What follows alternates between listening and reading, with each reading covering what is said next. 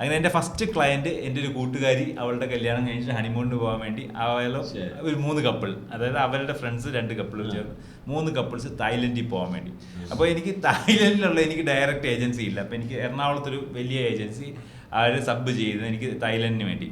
അപ്പോൾ ഞാൻ അവരെ വിളിച്ച് കണക്ട് ചെയ്ത് ഇങ്ങനെ ഒരു എൻക്വയറി ഉണ്ടെന്ന്. അപ്പോൾ അയാൾ പറഞ്ഞു ശ്രീലങ്ക വരെ ടിക്കറ്റ് എടുത്താൽ ഒരു കിടിലിന് ഓഫറുണ്ട്, ഭയങ്കര റേറ്റ് കുറവ് കിട്ടുന്നത്. അപ്പം ഞാൻ ഡയറക്റ്റ് പോർട്ടൽ ബുക്ക് ചെയ്ത് അയാൾക്കത് കൊടുത്തു.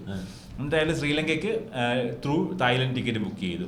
അപ്പോൾ റേറ്റ് കുറവുണ്ടെന്ന് പറഞ്ഞു. പക്ഷേ ഒരു നൈറ്റ് ഹോൾട്ട് ഉണ്ട്, കുഴപ്പമില്ല, അവർ അവിടുന്ന് അക്കോമഡേഷനൊക്കെ അറേഞ്ച് ചെയ്യും, പ്രശ്നമൊന്നുമില്ലെന്ന് പറഞ്ഞിട്ട് അയാളത് ബുക്ക് ചെയ്തു.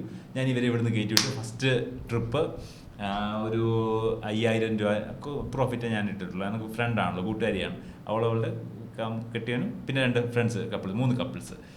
ഇവർ പോയി ഇവിടുന്ന് ഫ്ലൈറ്റ് കൊച്ചിയിൽ നിന്ന് കയറി, സെറ്റാണ്, എല്ലാം സെറ്റാണ്. അവർ ശ്രീലങ്ക ഇറങ്ങി എന്നെ വിളിച്ചു, ഓൾ സെറ്റാണ്, എല്ലാം ഹാപ്പി ആയിട്ട് 1 മണിക്കൂർ കഴിഞ്ഞപ്പോൾ അവിടെ നിന്ന് ഒരു കോൾ, ശ്രീലങ്കയിൽ നിന്ന് എനിക്കൊരു വാട്സപ്പ് കോള്. അവർക്ക് അവിടെ അക്കോമഡേഷൻ ഇല്ല, ഇവർക്ക് ഇൻ്ററിം ഹോൾട്ട് എയർപോർട്ടിൽ ഇരിക്കണം. അതായത് ടിക്കറ്റിനകത്ത് അക്കോമഡേഷൻ ഉണ്ടെങ്കിൽ അക്കോമഡേഷൻ ഉണ്ട്, ഫുഡ് ഉണ്ടെങ്കിൽ ഫുഡ് ഉണ്ടെന്ന് വ്യക്തമായിട്ട് കാണിക്കും. ഇതിനകത്ത് അക്കോമഡേഷൻ കാണിച്ചിട്ടില്ല. അതുകൊണ്ട് അവർ എയർപോർട്ടിൽ നിന്ന് എയർ സർവീസുകാരും എയർലൈൻസുകാരും കൊടുക്കത്തില്ല, എയർപോർട്ടുകാരും കൊടുക്കത്തില്ല, അവർക്ക് വേറെ വഴിയില്ല എന്നുള്ളത്. അപ്പം ഞാൻ ഇവനെ വിളിച്ചപ്പോൾ അത് ഇത് ഇവരൊക്കെ അധികം അത്യാവശ്യം നല്ല രീതിയിൽ എറണാകുളത്തോടുന്നത്, എൻ്റെ പേര് പറയുന്നില്ല, അയോളി. അവൻ കിടന്ന് ഉരുളുവാ, എൻ്റെ ഇത് പൈസ വാങ്ങിച്ചിട്ട് എല്ലാം ബുക്ക് ചെയ്ത് സെറ്റായി എന്ന് പറഞ്ഞിട്ട് അവൻ കിടന്ന് ഉരുളുവാ ഇവിടെ കിടന്നിട്ട്. അത് കുഴപ്പമില്ല, പിന്നെ 6 മണിക്കൂറിൻ്റെ കാര്യമില്ല, വെളുപ്പിനെയല്ലേ, അതുകൊണ്ടായിരിക്കും ഇത് കിട്ടാഞ്ഞത്. അപ്പം ഇവനിത് ബുക്ക് ചെയ്യുമ്പോഴേ അറിയാം ബുക്കിങ്ങിലെ ഫുഡുണ്ടോ അക്കോമഡേഷൻ കൺഫേം അറിയാൻ പറ്റും. ഇത് നമുക്ക് അത്ര എക്സ്പീരിയൻസ് ഇല്ല, നമ്മളിത് ആദ്യത്തെ ആവേശത്തിൽ ചാടിപ്പുറപ്പെട്ടോ. പിന്നെ ഞാൻ അവരെ വിളിച്ചപ്പോൾ അവർക്ക് എന്ത് ചെയ്യണമെന്ന് അറിയത്തില്ല. അപ്പോൾ പിന്നെ അത്രയും നേരം എയർപോർട്ടിനകത്ത് ഇവർ കപ്പിൾസ് 3 പേര് എത്തുന്നുണ്ട്. അപ്പോൾ ഞാൻ ചോദിച്ചു, അങ്ങനെ നിങ്ങൾക്ക് പുറത്തേക്ക് ഇറങ്ങാൻ പറ്റുമെന്ന്. പുറത്തേക്ക് ഇറങ്ങാൻ വിസ എടുക്കണം, പക്ഷേ ശ്രീലങ്കയ്ക്ക് ഓണറേൽ വിസ ഉണ്ട്. അപ്പോൾ ഞാൻ ഒരു കാര്യം ചെയ്യും, ഓണറേൽ വിസ എടുക്കാൻ പറഞ്ഞു. അപ്പോൾ ഓണറേൽ വിസയ്ക്ക് 1000 രൂപ 1500 അങ്ങോട്ട് അടയ്ക്കണം. അത് ഞാൻ എടുത്തോളാൻ പറഞ്ഞു. എന്നിട്ട് ഞാൻ ഇവിടുന്ന് മേക്ക് മൈ ട്രിപ്പിനകത്ത് കയറിയിട്ട് ഞാൻ ശ്രീലങ്കയിൽ ഇവർക്കൊരു ഹോട്ടൽ റൂം ബുക്ക് ചെയ്തു. ഇവർക്ക് 3 പേർക്ക് 3 കപ്പിൾ റൂം ഞാൻ ഡബിൾ റൂം ബുക്ക് ചെയ്തു.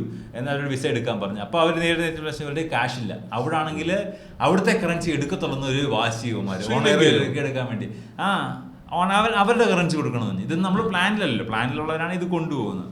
പിന്നെ അവിടുന്ന് കൂടിയ റേറ്റിന് അവിടുത്തെ ഒരുത്തൻ്റെ കയ്യിൽ നിന്ന് കറൻസി എക്സ്ചേഞ്ച് ചെയ്ത് ഇവർ തായ്ലൻഡ് ഭട്ട് കൊണ്ടാണ് പോയേക്കുന്നത്. ഭട്ട് എന്നാണ് എൻ്റെ പേര്. കാരണം തായ്ലൻഡിൽ പോകാൻ പോകുന്നവർക്ക് എൻ്റെ ശ്രീലങ്കയിൽ റുപ്പിയാന്ന് തോന്നുന്നു, ശ്രീലങ്കൻ റുപ്പി എന്നാണ് പറയുന്നത്.